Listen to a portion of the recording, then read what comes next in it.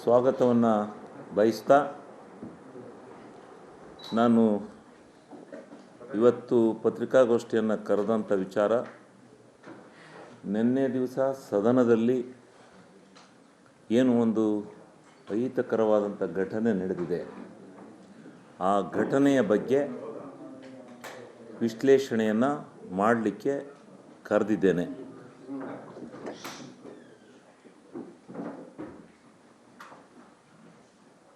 ಏನು ಘಟನೆ ನಡೀತು, ನಿನ್ನೆ ಅವರು ವಿರೋಧಿ ಪಕ್ಷದವರು ಏನು ಒಂದು ಘಟನೆಯನ್ನು ನಡೆಸ್ತಾ ಇದ್ರು, ಪ್ರತಿಭಟನೆಯನ್ನು ಮಾಡ್ತಾಯಿದ್ರು. ಅದು ಅವರ ಅಧಿಕಾರ, ಅದನ್ನು ನಡೆಸಲಿಕ್ಕೆ ಸಂವಿಧಾನದಲ್ಲಿ ಹಕ್ಕಿದೆ, ನಡೆಸಲಿ. ನನಗೆ ಆ ಸದನದಲ್ಲಿ ಮಾತನಾಡಲಿಕ್ಕೆ ಅವಕಾಶ ಕೊಟ್ಟಂಥ ಸಂದರ್ಭದಲ್ಲಿ ಅವರು ಮಾಡ್ತಾ ಇದ್ದದ್ದು ತಿಮ್ಮಾಪುರವರ ಒಂದು ವಿಚಾರದಲ್ಲಿ ಅವರ ಪ್ರತಿಭಟನೆ ಇತ್ತು. ನೇರವಾಗಿ ನಾನು ಮಾತನಾಡಲಿಕ್ಕೆ ಶುರು ಮಾಡಲಿಕ್ಕೆ ಪ್ರಾರಂಭ ಮಾಡಿದ ತಕ್ಷಣ ನನ್ನ ಮೇಲೆ ವೈಯಕ್ತಿಕವಾಗಿ, ರಾಜಕೀಯವಾಗಿ ಏನು ಬೇಕಾದರೂ ಕೂತ್ಕೊಳ್ಳಿ, ನನ್ನ ಮೇಲೆ ವೈಯಕ್ತಿಕವಾಗಿ ನಿಂದನೆ ಮಾಡಲಿಕ್ಕೆ, ಆಪಾದನೆ ಮಾಡಲಿಕ್ಕೆ ಪ್ರಾರಂಭ ಮಾಡಿದರು. ನಾನು ಮಾಧ್ಯಮದ ಸ್ನೇಹಿತರಿಗೆ ಕೇಳಲಿಕ್ಕೆ ಬಯಸ್ತೀನಿ, ನೀವು ಪ್ರತ್ಯಕ್ಷದರ್ಶಿಗಳು, ಅಲ್ಲಿದ್ದಂಥ ಘಟನಾವಳಿಗಳು ನಿಮಗೆ ಅರ್ಥ ಆಗಿದೆ. ಈಗೇನಾಗಿದೆ, ನಾನು ಮಾಡಿರ್ತಕ್ಕಂಥ ಆಪಾದನೆಗಳು, ಅವರ ಮೇಲೆ ಮಾತಾಡಿರ್ತಕ್ಕಂಥ ಮಾತಿನ ವ್ಯವಸ್ಥೆ ಎಲ್ಲ ಜನತೆಗೆ ತಲುಪಿದೆ, ಸುಸೂತ್ರವಾಗಿ ತಲುಪಿದೆ. ಆದರೆ ಅಲ್ಲಿ ಬಾವಿನಲ್ಲಿ ಇದ್ದಂಥವರನ್ನು, ಅವರು ಕೂಗಿದಂಥ ಪದಗಳು, ಅವರು ನಡ್ಕೊಂಡಂಥ ರೀತಿ ನೀತಿಗಳು ಸಮಾಜಕ್ಕೆ ಹೋಗಿಲ್ಲ, ಇನ್ನೂ ಜನತೆಗೆ ಹೋಗಿಲ್ಲ. ಅವ್ರು ಏನು ನಡ್ಕೊಂಡ್ರು, ಯಾವ ರೀತಿ ನಡ್ಕೊಂಡ್ರು ಅನ್ನೋದು. ಕೆಲವು ಜನ ನಮ್ಮ ಪಕ್ಷದವರು ಇದ್ದರು, ಅದನ್ನು ಇವತ್ತು ಯಾರು ಹೇಳಿದ್ರೂ ಸಾಕ್ಷಿಯಾಗಿ ಪರಿವರ್ತನೆ ಆಗಲ್ಲ. ಅಲ್ಲಿ ನನ್ನ ಪರವಾಗೂ ಶಾಸಕರು ನಿಮ್ಮ ಅವ್ರ ಸಂಧಾನಕ್ಕೆ ಬಂದಂಥ ಸಂದರ್ಭದಲ್ಲಿ ನನ್ನ ಪರವಾಗೂ ನೀವು ಈ ರೀತಿ ಕೂಗಿದ್ರಿ, ಪ್ರಚೋದನೆ ಮಾಡಿದಿರಿ, ಆ ಪ್ರಚೋದನೆಯಿಂದ ಅವ್ರು ಮಾತನಾಡಬೇಕಾಗಿ ಬಂತ ಸ್ಪೀಕರ್ ಅವರೇ ಹೇಳಿದರು. ಸ್ಪೀಕರ್ ಅವರೇ ಹೇಳಿದಂಥ ಘಟನೆ ಇದೆ. ಮತ್ತು ಭಾಳ ಜನ ಸದಸ್ಯರುಗಳು ಮಾತನಾಡಿದರು, ನೀವು ಭಾಳ ಕೆಟ್ಟದಾಗಿ ನಡ್ಕೊಂಡ್ರಿ ಅವ್ರ ಮೇಲೆ ಅಂತ. ಈ ಒಂದು ಘಟನೆ ಇವತ್ತು ನೆನ್ನೆದು ಮೊನ್ನೆದಲ್ಲ. ನಾನು ಈ ಸಾರಿ ಅಸೆಂಬ್ಲಿಗೆ ಪ್ರವೇಶ ಮಾಡಿದ್ದ ಮೊದಲನೇ ಅಧಿವೇಶನದಿಂದಲೇ ಇದು ಒಂದು, ಎರಡನೇ ಅಧಿವೇಶನದಿಂದಲೇ ಇದು ಪ್ರಾರಂಭ ಆಯಿತು. ನನ್ನನ್ನು ಟಾರ್ಗೆಟ್ ಮಾಡೋಕ್ಕೆ ಶುರು ಮಾಡಿದರು. ಬಿ ಜೆ ಪಿನಲ್ಲಿ ಒಬ್ಬ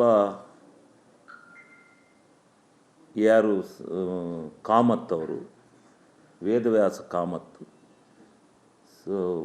ಇವರು ನಮ್ಮ ಬಸವ ಕಲ್ಯಾಣ ಶಾಸಕರು, ಸಲಗಾರ ಅವರು, ತುಮಕೂರು ಸುರೇಶ್ ಗೌಡರು, ಇವರೊಂದು 5-6 ಜನ ನನ್ನನ್ನು ಮಾತನಾಡಲಿಕ್ಕೆ ಬಿಡ್ತಾ ಇರಲಿಲ್ಲ. ಅದನ್ನು ನೀವು ಎಲ್ಲ ಮಾಧ್ಯಮದವರು ಅಲ್ಲಿ ನೋಡಿದ್ದೀರಿ. ಟಿ ವಿ ಮಾಧ್ಯಮದವರು ಹೊರಗೆ ಬರದೇ ಇದ್ರೂ ನಾವು ತದನಂತರದಲ್ಲಿ ನೀವು ತಿಳ್ಕೊಂಡಿದ್ದೀರಿ ಏನೇನು ನಡೀತಾ ಇರುತ್ತೆ ವಿಧಾನಸಭೆಯಲ್ಲಿ. ಯಾತಕ್ಕೆ ನನಗೆ ಈ ಥರ ಅಟ್ಯಾಕ್ ಮಾಡ್ತಾರೆ ಅಂತ ನಾನು ಅವ್ರ ಹತ್ರ ಕೇಳಿದೆ. ಯಾಕಪ್ಪ ನಮ್ಮನ್ನು ಈ ರೀತಿ ಟಾರ್ಗೆಟ್ ಮಾಡಿ, ನಾನು ಭಾಷಣ ಮಾಡೋಕ್ಕೆ ಎಲ್ಲ ಮಾಡುವಲ್ಲೂ ಸುಮ್ಮನೆ ಕೂತಿರ್ತೀರಿ, ನಾನು ಮಾತಾಡುವಾಗ ಮಾತ್ರ ಎದ್ದು ಗಲಾಟೆ ಮಾಡ್ತಾರಲ್ಲ, ಏನಕ್ಕೆ ಕಾರಣ ಅಂತ. ಅದೆಲ್ಲ ನಮಗೆ ಡೈರೆಕ್ಷನ್ ಇದೆ ಅಂತ ಹೇಳಿದರು ಒಂದು ದಿವಸ. ಅದು ಯಾವ ಡೈರೆಕ್ಷನ್ನು ಏನೋ ನನಗೆ ಗೊತ್ತಿಲ್ಲ, ಯಾರಿಂದ ಬಂದಿದೆಯೋ ಡೈರೆಕ್ಷನ್ ಅದು ಗೊತ್ತಿಲ್ಲ. ಈಗ ಮೊನ್ನೆ ಕೂಡ ನೀವು ನ್ಯಾಯಬದ್ಧವಾಗಿ ಈ ರಾಜ್ಯದ ಅಸೆಂಬ್ಲಿ ನಡಿಬೇಕು ಅಂತಂದರೆ ಏನು ಸಬ್ಜೆಕ್ಟ್ ಇದೆ ಅದರ ಬಗ್ಗೆ ಪೂರ್ಣವಾಗಿ ನಡೀಲಿ, ನಾನೇನು ಬೇಡ ಅಂತ ಹೇಳಲ್ಲ. ನನಗೆ ಮಾತನಾಡಲಿಕ್ಕೆ ಅವಕಾಶ ಕೊಟ್ಟಾಗ ನಾನು ಮಾತನಾಡಲಿಕ್ಕೆ ಶುರು ಮಾಡಿದ ತಕ್ಷಣ ಇವರು ಏನೇನು ಪದ ಪ್ರಯೋಗ ಮಾಡಿರು, ರಾಗಿ ಕಳ್ಳ, ಕೊಬ್ಬರಿ ಕಳ್ಳ, ಆಮೇಲೆ ಅದೇನು ಇನ್ನೂ ಏನೇನೋ ಕ್ಲೀನ್ವಾದಂಥ ಪದಗಳನ್ನೆಲ್ಲ ಪ್ರಯೋಗ ಮಾಡಿದರು. ಧಿಕ್ಕಾರನ ಕೂದು ತಕ ತಕ ತಕ ಕುಣಿದದ್ದು. ಇದು ವಿಡಿಯೋನ ರೆಕಾರ್ಡ್ ಮಾಡದೇ ಇರೋದ್ರಿಂದ ಅವ್ರದನ್ನು ಇದು ರಾಜ್ಯದ ಜನತೆಗೆ ಗೊತ್ತಾಗಿಲ್ಲ. ಅವ್ರು ಏನು ನಡ್ಕೊಂಡ್ರು, ಅವ್ರು ಅದಕ್ಕೋಸ್ಕರನೇ ನಡ್ಕೊಂಡ್ರು. ನಮ್ದು ಹೆಂಗೂ ರೆಕಾರ್ಡ್ ಆಗಲ್ಲ ಅಂತೇಳಿ ಏನು ಬೇಕು ಅದನ್ನು ಮಾತಾಡಿದರು. ನಮ್ಮದೆಲ್ಲ ರೆಕಾರ್ಡ್ ಆಗಿದೆ, ಅವ್ರದ್ದು ಮಾತ್ರ ರೆಕಾರ್ಡ್ ಆಗಿಲ್ಲ. ಈಗ ನಾವು ಮಾತಾಡಿರೋದು ಪದ ಜನಗಳೇನು ತಿಳ್ಕೊತಾರೆ, ಇದೇನಪ್ಪ ಹಿಂಗೆ ಮಾತಾಡಿದ್ದಾನೆ ಅಂತ ಅವ್ರು ತಿಳ್ಕೊತಾರೆ. ಆದರೆ ನೀವು ಮಾಧ್ಯಮದವರು ನನಗೆ ನ್ಯಾಯ ಕೊಡಬೇಕು. ನಾನು ನಿಮ್ಮನ್ನೇ ನ್ಯಾಯ ಕೇಳ್ತಾ ಇದ್ದೀನಿ. ಯಾಕೆಂದರೆ ನೀವು ಪ್ರತ್ಯಕ್ಷದರ್ಶಿಗಳಲ್ಲಿ ಪ್ರಿಂಟ್ ಮೀಡಿಯಾ ಮಾಧ್ಯಮದವರು ಫ್ರಂಟಲ್ಲಿ ಕೂತಿದ್ದಾಗ ಅಲ್ಲೇನು ನಡೀತು, ನನ್ನ ಮೇಲೆ ಹೆಂಗೆ ಪ್ರವೋಕ್ ಮಾಡಿರು.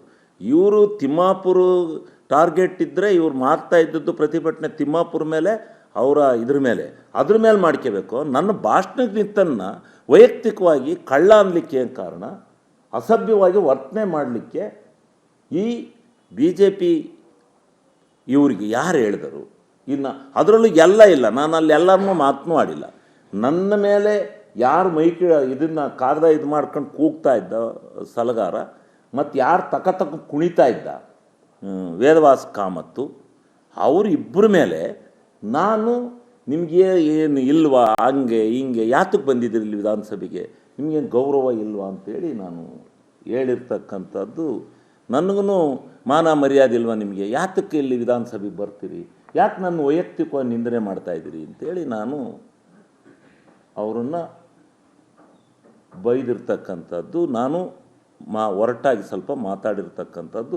ಆ ಮಾತಿನ ಬಿರುಸಿನಲ್ಲಿ ಅವ್ರು ಮಾಡ್ತಾ ಇದ್ದಂಥ ಕುತಂತ್ರಕ್ಕೆ ತಕ್ಕ ಉತ್ತರನ ನಾನು ಮಾತಿನಲ್ಲೇ ಕೊಡಬೇಕು ಅಂತ ಹೇಳಿ ಸ್ವಲ್ಪ ನಾನು ಇದು ಮಾಡಿದೆ. ನಾನು ಕೊಬ್ಬರಿ ಕಳ್ಳ ಅಂದಾಗ ಹೇಳಿದೆ, ನೀನು ದುಡ್ಡೆಲ್ಲ ಕೊಬ್ಬರಿಲಿ ಇದು ಹೊಡ್ಕೊಂಡೋಗಿ ಇಟ್ಕೊಂಡಿದ್ದೀಯಾ ಅಂದವರು. ಬಾರಪ್ಪ ನಿಮ್ಮ ಅಪ್ಪ ಕೊಟ್ಟಿದ್ದೀನಿ ಈಸ್ಕಣಿವಂತೆ ಅಂದೆ. ನಾನು ನಿಮ್ಮ ಅಪ್ಪರ ಕೈ ಕೊಟ್ಟಿದ್ದೀನಿ ಈಸ್ಕೊಳಪ್ಪ ನೀನು ಅಂದೆ. ಎಲ್ಲವನ್ನೂ ನಾನು ಮಾತಾಡಿದೆ, ಇಲ್ಲ ಅಂತ ನಾನು ಹೇಳೋದಿಲ್ಲ. ಈಗ ನಾನು ಕೇಳ್ತಕ್ಕಂಥದ್ದು ಈ ಸದನದಲ್ಲಿ ಒಂದು ನಿಯಮಾವಳಿ ಇದೆ. ನಿಯಮಾವಳಿ ಬಗ್ಗೆ ಅವ್ರಿಗೆ ಪ್ರತಿಭಟನೆ ಮಾಡೋಕ್ಕೆ ಅಧಿಕಾರ ಇದೆ, ಸದನ ನಡೆಸೋಕ್ಕೂ ಇವ್ರಿಗೆ ಅಧಿಕಾರ ಇದೆ. ಸದನದಲ್ಲಿ ಸ್ಪೀಕರ್ ಅವರು ನನ್ನನ್ನು ಮಾತಾಡುವಂತ ಆಹ್ವಾನಿಸಿದ ಮೇಲೆ ನನ್ನ ವೈಯಕ್ತಿಕವಾದ ರಾಜಕೀಯವಾದ ಎಂಥದ್ನಾರ ಕೂಗಲಿ, ನಮ್ಮ ಪಕ್ಷಕ್ಕೆ ಕೂಗಲಿ, ಮತ್ತೊಂದು ಕೂಗಲಿ, ಎಂತೆಂಥದೋ ಲೂಟಿ ಅಂತ ಕೂಗ್ತಿದ್ರು, ಕೂಗಿ ಕೇಳಲಿ. ಶಿವಲಿಂಗೇಗೌಡನ ವೈಯಕ್ತಿಕವಾದ ಬದುಕಿಗೆ ಹಾಕಿ BJP ಅವರು ಕೈ ಹಾಕಿರು. ವೈಯಕ್ತಿಕ ಬದುಕನ್ನು ಚರ್ಚೆ ಮಾಡೋಕ್ಕೆ ನಾವು ವಿಧಾನಸಭೆಗೆ ಬಂದಿರೋದು.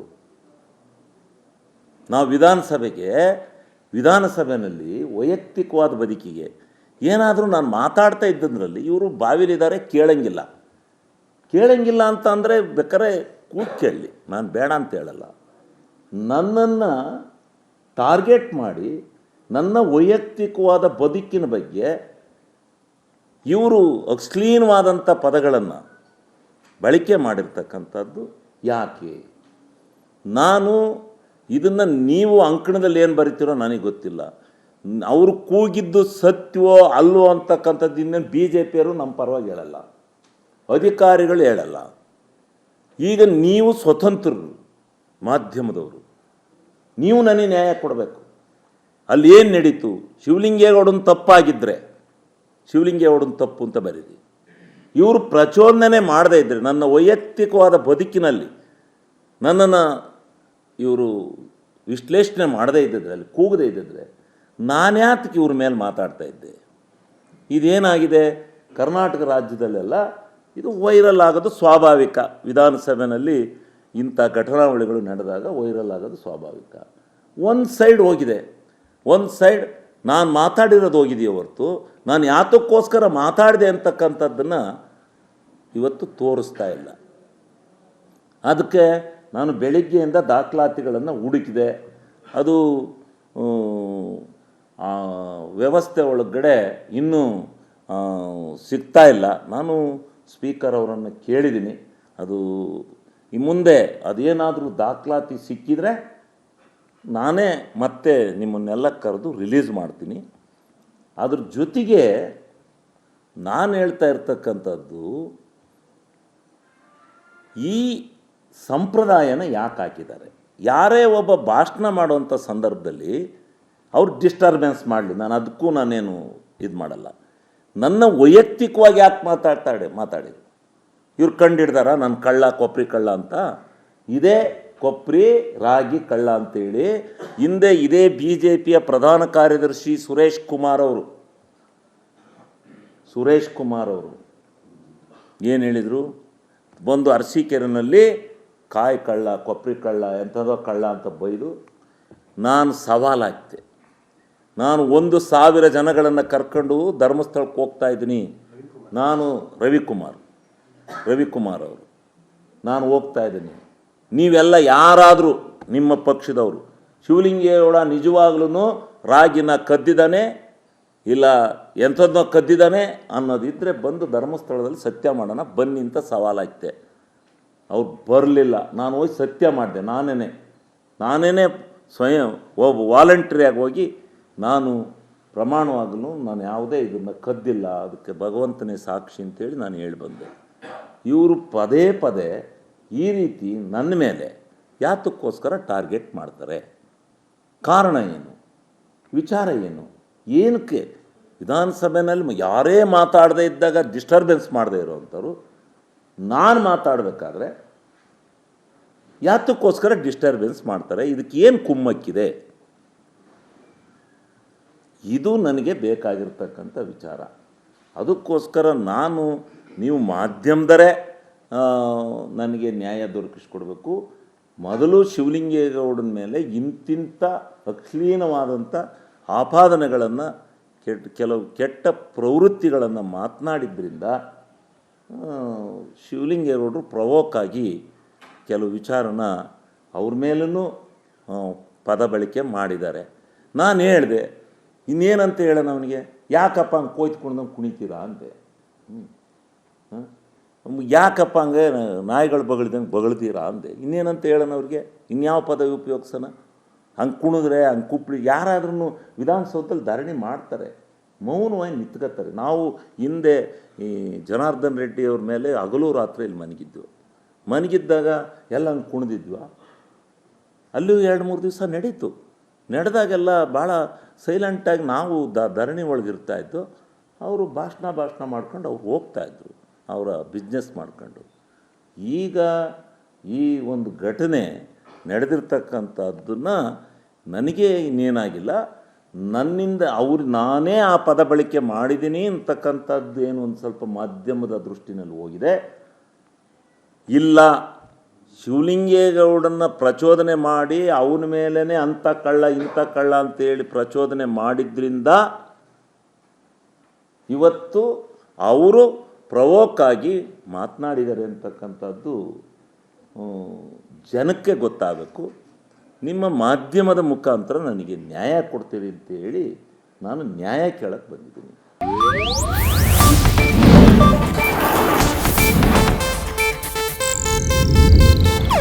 ಇದು ಏಷ್ಯಾನೆಟ್ ನ್ಯೂಸ್ ನೆಟ್ವರ್ಕ್ ಪ್ರಸ್ತುತಿ.